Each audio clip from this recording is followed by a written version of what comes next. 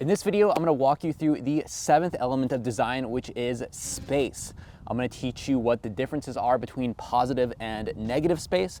Then I'm going to walk you through how to use space. And finally, I'm going to go over the rule of space. So let's start by going over the differences between positive and negative space. So positive space is generally where the subject of your photo is. It's where the action is happening, where the main event is occurring. It's the centerpiece of your photo. It's where the eye is drawn to. So on the other side of this, negative space is what supports that positive space. So it's all the emptiness that's between that main subject of your photo. So let me give you an example. So check out this shot right here.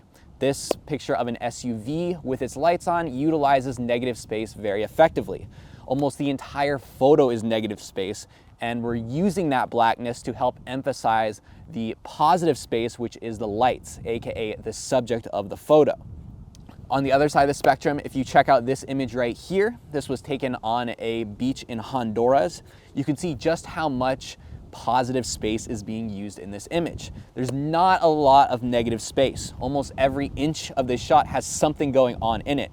And that was very intentional on my part. I wanted to demonstrate how much trash is on this beach right here and really just demonstrate the chaos of this scene right here. So those are the main differences between positive and negative space. So you can use them effectively for different purposes within your shot. All right, so now let's talk about how to use space. And there's 4 ways that I want to go over about how you can use space. The first way is to demonstrate distance. So one way I like to do this is by cutting off the horizon in my shots. So check out this shot right here. As you can see, this is a shot of me standing on this massive ice lake. And since the horizon isn't in this shot, it's actually right on the other edge of this frame here. I'm leaving this shot up to the imagination of the viewer. So now the viewer looks at this shot and goes, wow, this lake must just go on for miles, even past that cutoff point. So I'm helping use space in this image to help make this scene look bigger than it actually is.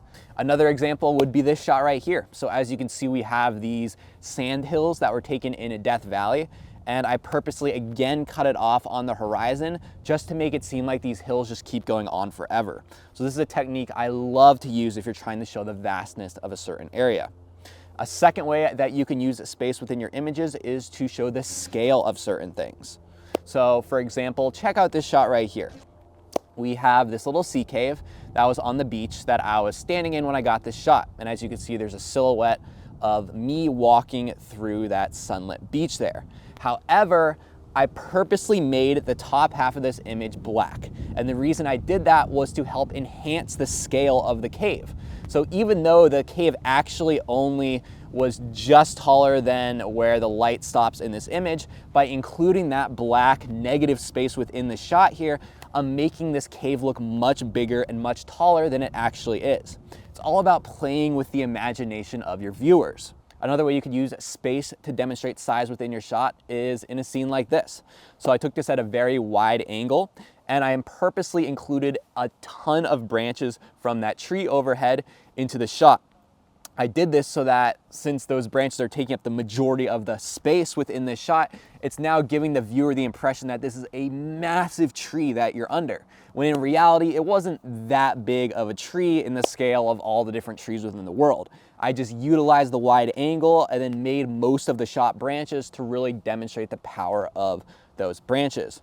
So using space to effectively manage certain types of elements within a shot is a great method. Another way you can use space within your shot is to demonstrate the weight of certain objects. So for example, how heavy something is.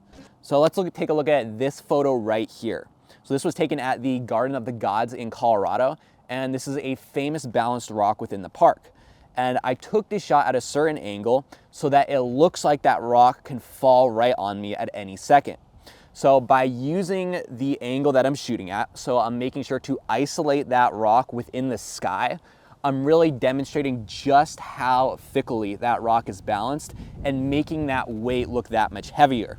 If, for example, I were to take this shot at a different angle where the rock didn't have the sky as the backdrop, it would begin to blend in with the other rocks in the shot, and that balanced element wouldn't stand out as much.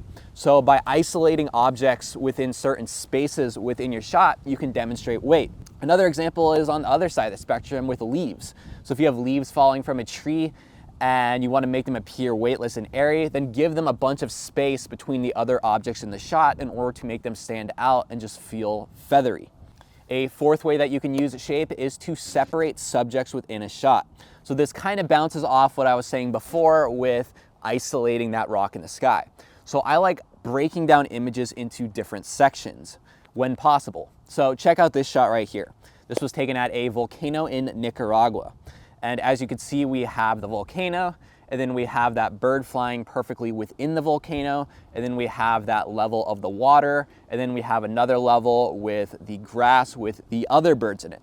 So as you can see, there's different parts of this image, and none of them are really stacked up against each other. So the way I did this was I made sure my camera was high enough so that I could separate the water from the grass. So for example, if I took it too low, then the grass would begin to blend in with the water and it wouldn't stand out. I also made sure that when that bird was flying, it was isolated in that area in the volcano. So it wasn't in the line of the volcano, it wasn't in the clouds where that white would blend in with the clouds, or it wasn't in the waves where that white of the bird would blend in with the waves. It's got its own separate area. So by separating different parts of your images into separate areas using space, you can make those elements stand out much more powerfully and it won't be as confusing to the viewer. All right, so those are the 4 ways that I want to cover on how you could use space within an image. The final thing I wanted to cover is the rule of space. And the rule of space essentially means that if you have an object within your image that's moving in a certain direction, you want to give that object room to move in that direction. So for example, check out this shot right here. We have this car that's driving down this street. I purposely made sure that the car was at the very bottom of the image, and above the car there's enough road to give that car room to drive to.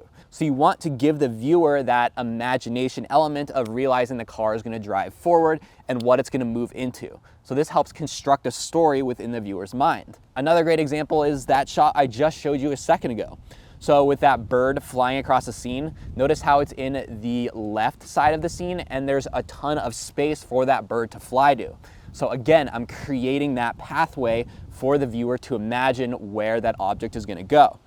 And this rule applies to people, other types of animals, other types of objects. Essentially, if you have something that's pointing in a certain direction and it looks like it might move, make sure you include enough space within that shot.